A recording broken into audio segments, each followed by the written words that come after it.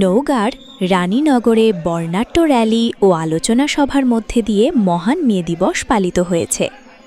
নওগাঁ রানীনগর থেকে কাজী আনিচুর রহমানের প্রতিবেদনে দেখুন বিস্তারিত।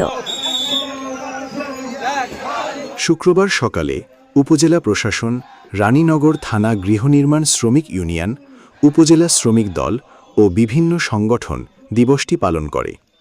সকাল 10টায় উপজেলা প্রশাসন ও রানীনগর থানা গৃহনির্মাণ শ্রমিক ইউনিয়ন উপজেলা পরিষদ চত্বর থেকে এক বর্ণাঢ্য র্যালি বের করে।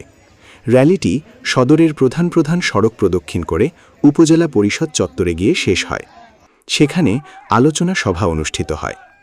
উপস্থিত ছিলেন উপজেলা নির্বাহী কর্মকর্তা মোহাম্মদ রাকিবুল হাসান, রানীনগর থানার ওসি জাকারিয়া মণ্ডল, উপজেলা বিএনপির সাধারণ সম্পাদক মোশাররফ হোসেন, সাংগঠনিক সম্পাদক মেজবাউল হক লিটন, রানীনগর থানা গৃহনির্মাণ শ্রমিক ইউনিয়নের সভাপতি আতিকুর রহমান জাকির, সাধারণ সম্পাদক নাসির উদ্দিন টনি সহ বিভিন্ন পর্যায়ের নেতৃবৃন্দ।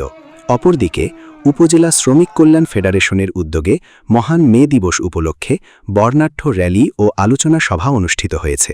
উপজেলা শ্রমিক কল্যাণ ফেডারেশনের সভাপতি মোফাজ্জল হোসেনের সভাপতিতে সভায় বক্তব্য রাখেন উপজেলা নির্বাহী কর্মকর্তা মোহাম্মদ রাকিবুল হাসান, শ্রমিক কল্যাণ ফেডারেশনের নওগাঁ জেলা সভাপতি নাসির উদ্দিন, জেলা কর্মপরিষদ সদস্য খবিরুল ইসলাম, মুস্তফা ইবনে আব্বাস, রানীনগর উপজেলা জামায়াতের আমির ডাক্তার আনজির হোসেন, সেক্রেটারি শামিনুর রহমান প্রমুখ।